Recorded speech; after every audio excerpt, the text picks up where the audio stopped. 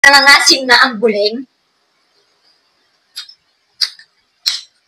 Ang lasa niya, maasim, na matamis, na may anghang, na may alat, lahat na nandito na.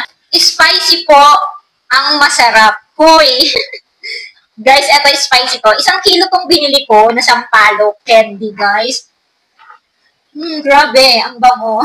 Ang sarap talaga niya. Even sweet or spicy, the best talaga. Basta sampalok lover ka. Uy, sarap nitong sampalok na to, guys. Kapag spicy, meron talaga siyang anghang. So, kung hindi kayo spicy lover, guys, yung piliin nyo is sweet. So, kapag spicy lover kayo, yung piliin nyo na sampalok candy is spicy. Ito na nga lang yung natira sa 1 kilo na binili ko.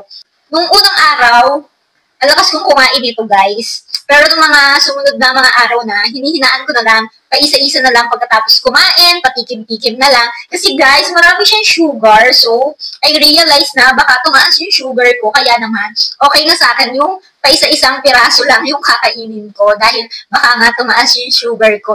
Kaya lang, sampalok lover ang beshi nyo, kaya naman, hindi mapigilan kumain ng mga ganitong sampalok candy. I-check out nyo na yan.